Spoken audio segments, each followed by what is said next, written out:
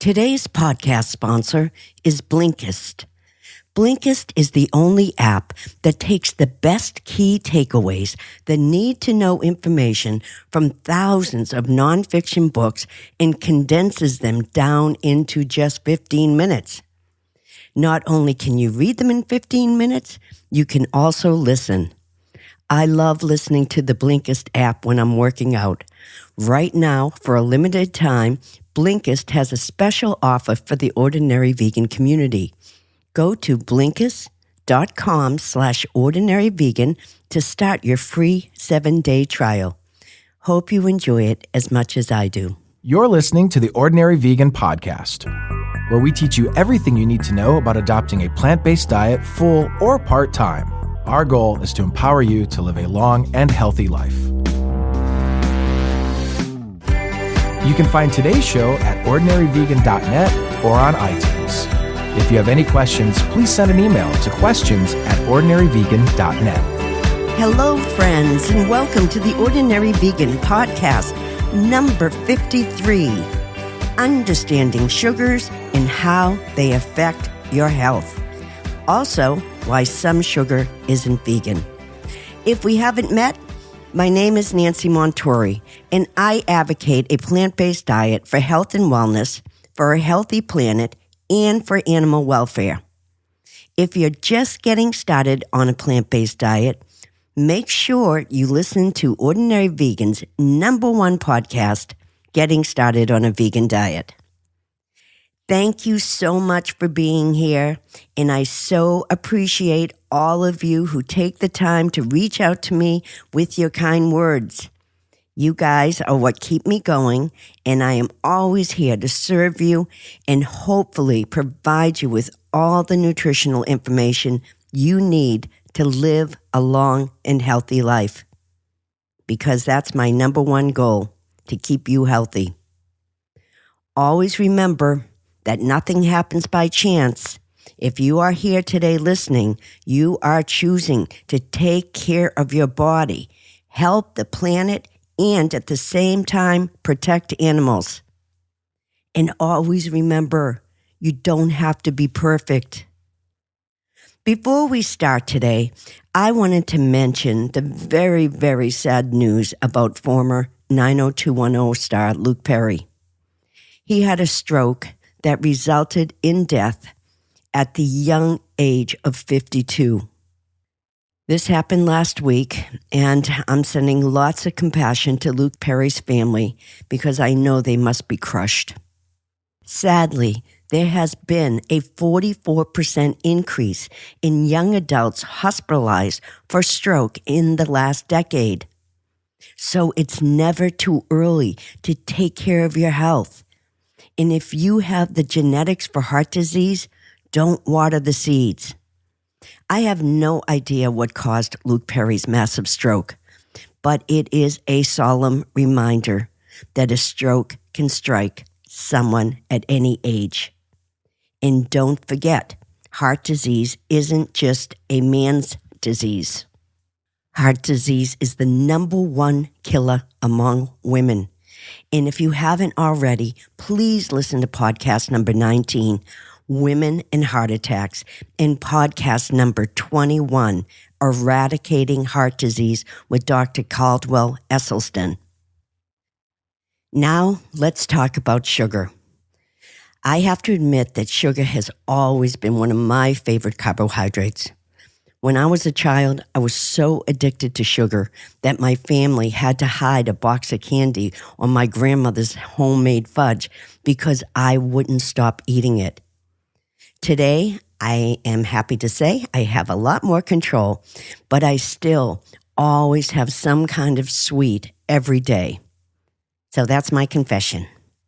When I started researching sugar, I was overwhelmed with the amounts of information I needed to break this podcast down. It's no wonder people get confused by sugar and by ingredient lists.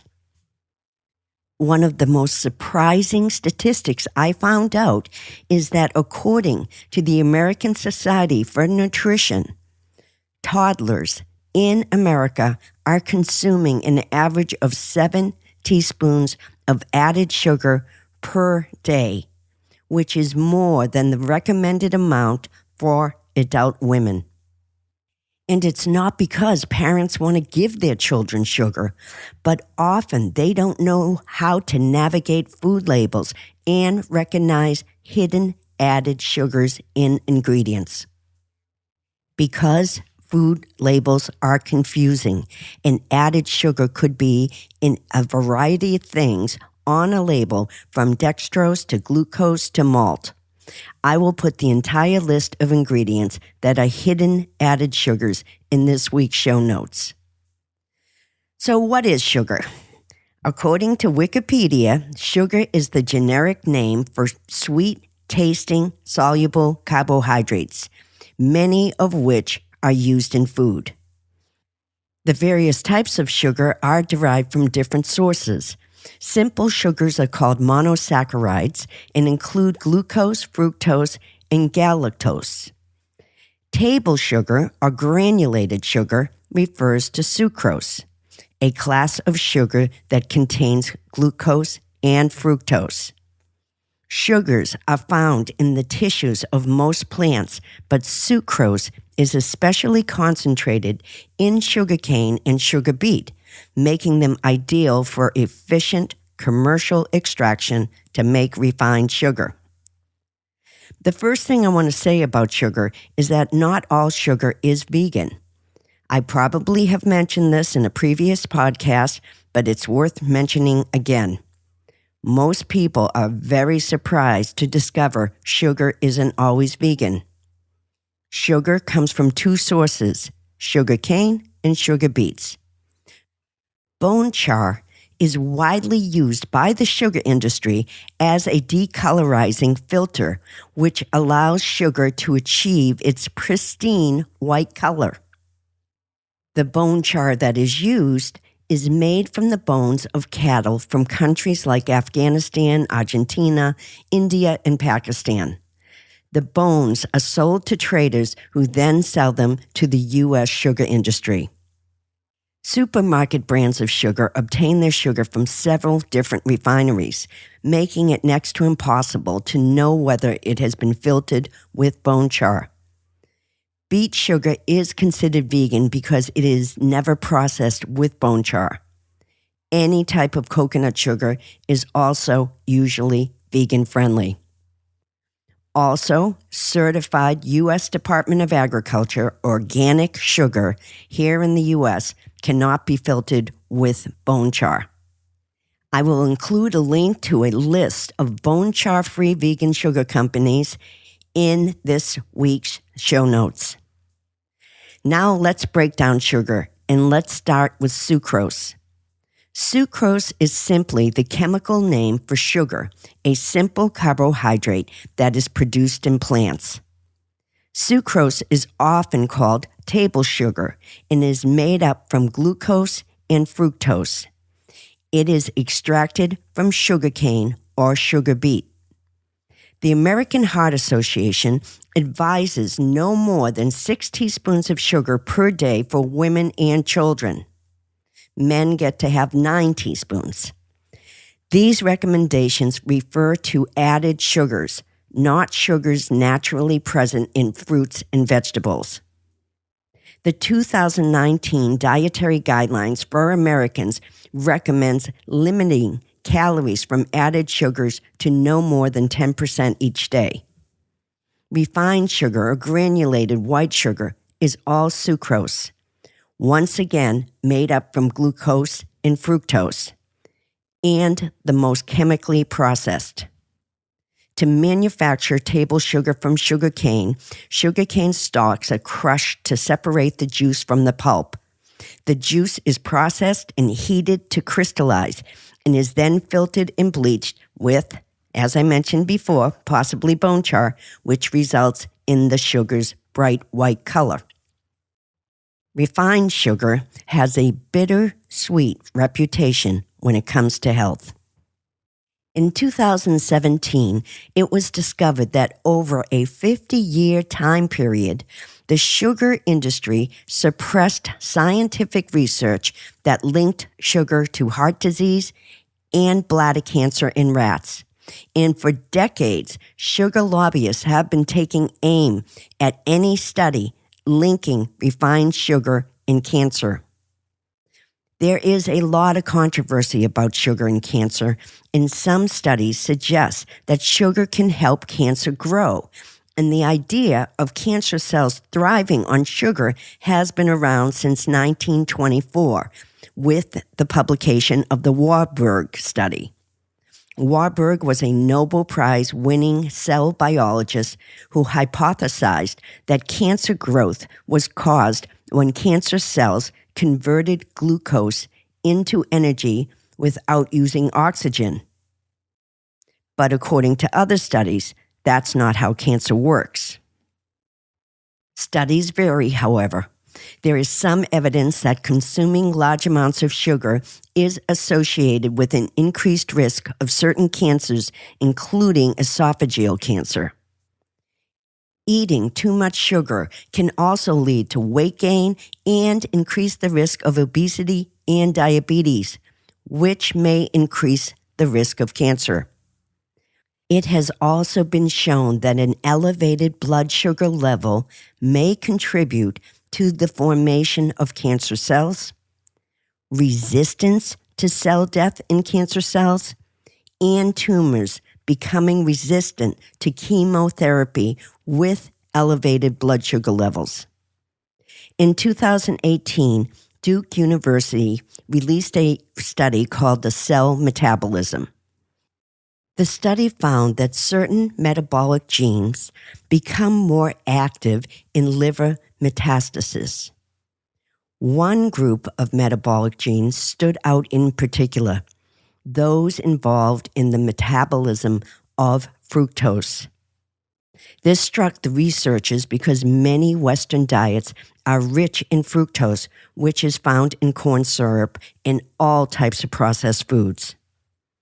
The head of the study said, "When cancer cells get to the liver, they're like a kid in a candy store. They use this ample new energy supply to create building blocks for growing more cancer cells." So they recommended to their cancer patients to avoid fructose by eating natural, non-processed foods that block fructose metabolism to potentially halt the growth of cancer.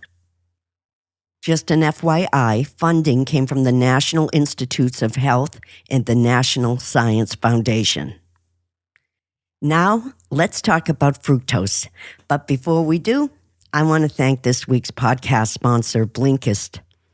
Almost none of us have the time to read everything we like to read, and that's where Blinkist comes in. Blinkist is an app that takes the best key takeaways and the need-to-know information from thousands of nonfiction books and condenses them down into just 15 minutes. And you don't have to just read them. You can listen to them instead and multitask. They also have a great selection of books like The China Study by Dr. Campbell. Imagine learning all Dr. Campbell's incredible information in 15 minutes. Right now, for a limited time, Blinkist has a special offer for the ordinary vegan community. Go to Blinkist.com/ordinaryvegan to start your free 7-day trial. That's Blinkist, Blinkist.com/ordinaryvegan to start your free 7-day trial. Now, let's break down fructose. Fructose is another type of simple sugar that makes up 50% of table sugar, which is once again sucrose. Fructose is also added to foods in the form of high fructose corn syrup. If a product lists added sugar as one of its main ingredients on the label, you can be pretty sure it's high in fructose corn syrup. I believe I mentioned this in a previous podcast, but back in the 1980s, food processors put high fructose corn syrup in most food and drinks as a sweetener because it was much cheaper than sucrose or table sugar. High fructose ends up as fat in the liver and is now viewed as a potentially harmful ingredient. And many people believe that high fructose corn syrup led to the obesity problem here in the United States. There is also crystalline fructose, which is derived from corn just like high fructose corn syrup. Crystalline fructose is sweeter than table sugar and can be produced from cornstarch or sucrose, but it contains fructose alone. Crystalline fructose is primarily used in low-calorie products in flavored water, sports drinks, yogurt, to name just a few. Any processed fructose in any form, including high fructose corn syrup and crystalline fructose, can be a major contributor to insulin resistance, obesity, elevated blood pressure, cardiovascular disease, arthritis, and even gout. Natural fructose, found in fruit and honey and some root vegetables, is healthy. Fruits are also loaded with fiber and take a while to eat and digest, meaning that the fructose hits the liver slowly compared to processed fructose, which hits your liver fast, especially when you drink something like a soda. So, with all the so-called healthy sweeteners flooding the market, how do we know what to choose? First and foremost, never use sweeteners like aspartame and Splendor. They are artificial substitutes and they are not real food. They are made with chemicals and should never be used. As a matter of fact, aspartame is on the EPA's list of potential carcinogens. Other sugars, like lactose, is commonly called milk sugar because it is found in milk and dairy products. Milk sugar, also known as lactose, does not have that much effect on blood sugar as table sugar, but a lack of lactase enzymes in the body means that lactose cannot be split into glucose and galactose for absorption in the bloodstream, which results in lactose intolerance. Another sugar is maltose. Maltose is also known as malt sugar because it's found in malted drinks, hard candy, and beer. Maltose is a sugar made out of two glucose molecules bound together. It contains no fructose, only glucose, and is used as a substitute for high fructose corn syrup. There are several foods that naturally contain maltose, like wheat, barley, and cornmeal. Many breakfast cereals use malted grains to add sweetness. Fruits like peaches and pears contain maltose, and sweet potatoes contain more maltose than most other foods. That's why they're called sweet potatoes. Since maltose is made up just of glucose, not fructose, it might be slightly healthier than table sugar, but I couldn't find any studies backing that up. Like any sugar, maltose could be harmful if consumed in excess. Now, let's explore sugar options that are vegan and on the healthier side. Since becoming vegan, my sweetener of choice for most of my baked goods is organic maple syrup. Maple syrup contains nutrients and antioxidants, but it is high in calories. There are 52 calories per tablespoon. But, once again, it contains nutrients, vitamins, and antioxidants like calcium, iron, magnesium, potassium, and zinc. That boosts the immune system and helps to maintain heart health. Also, the sugars from maple syrup are primarily natural sucrose. Most of my baking recipes call for a quarter cup of maple syrup, which contains approximately 210 calories. And I believe it is a much healthier choice than sugar and lower in calories than honey. To sweeten my coffee or tea, I use pure stevia without any additives. Stevia is a natural sweet substitute, sugar-free, non-calorie, and made from the leaves of the stevia plant, and is considered to be 100 to 200 times sweeter than sugar. It also doesn't raise blood sugar. But beware when you're buying stevia and make sure it doesn't have any added ingredients that end in OSE. OSE is used in biochemistry to name sugars. Think glucose, sucrose, lactose, fructose, dextrose, etc. Most vegans don't eat honey, but for those of you who do, honey is an even blend of fructose and glucose. The pros is that honey is a natural food and has beneficial properties. The cons is that it is high in calories and an animal product. And it is also higher in calories than maple syrup. Coconut sugar is mostly sucrose. It is made from the sap of coconut trees and is less processed. Research says that coconut sugar has a glycemic index of about 35, ranking it as a low glycemic sweetener. Coconut sugar is made in a natural two-step process. A cut is made on the flowers of a coconut palm, and the liquid sap is collected into containers. The sap is placed under heat until most of the water has evaporated. It is brown and looks very similar to raw sugar. Compared with table and brown sugars, coconut sugar has nutrients like zinc and iron, as well as antioxidants.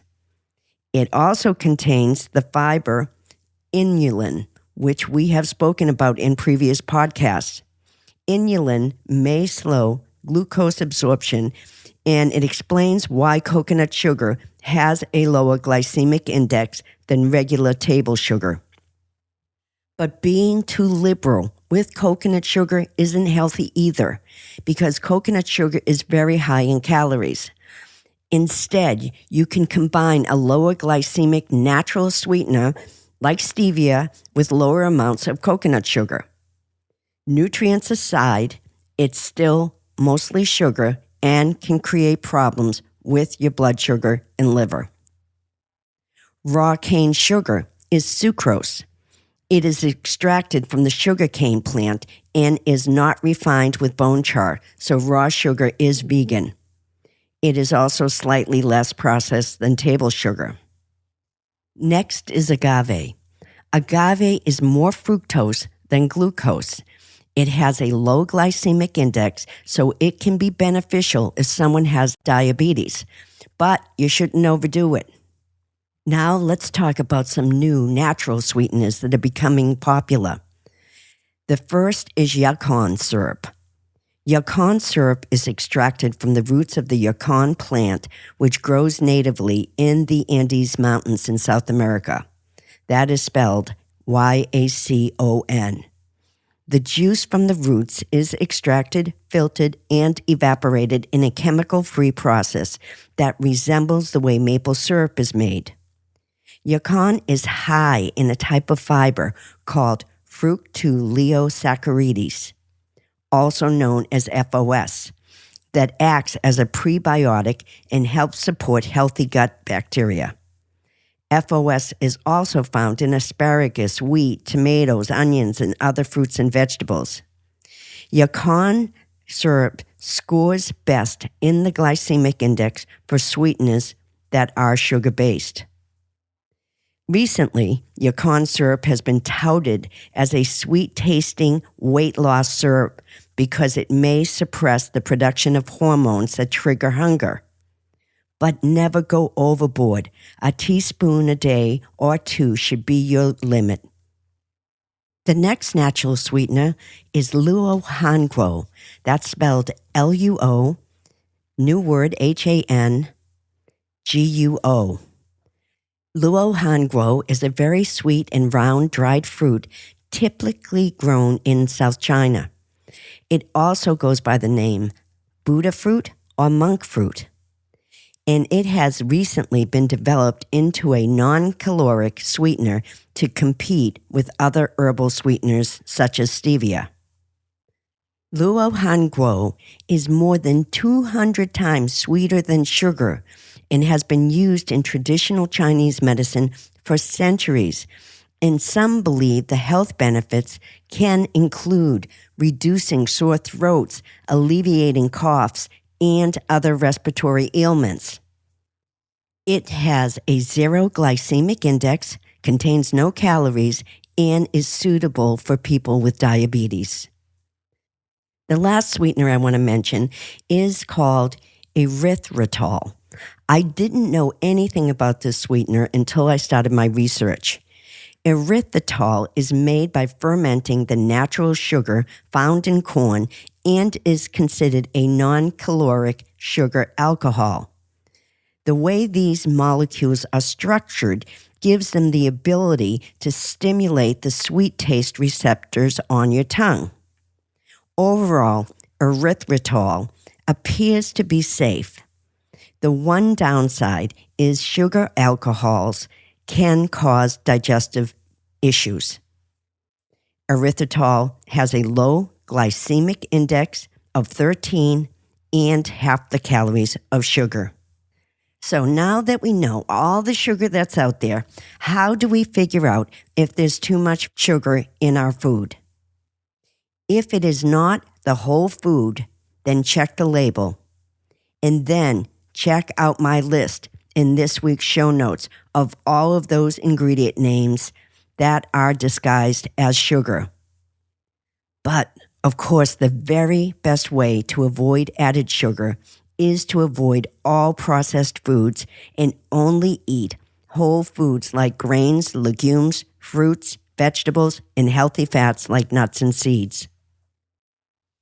That is it for this week's podcast on all things sugar. Thanks so much for being here. I am devoted to keeping you healthy. As many of you know, I began creating my own line of CBD oil made from hemp to keep you healthy. If you're not familiar with CBD oil, it is derived from the stems and leaves of hemp plants and is currently flying off the shelves thanks to its wide range of anti-inflammatory and anti-anxiety benefits.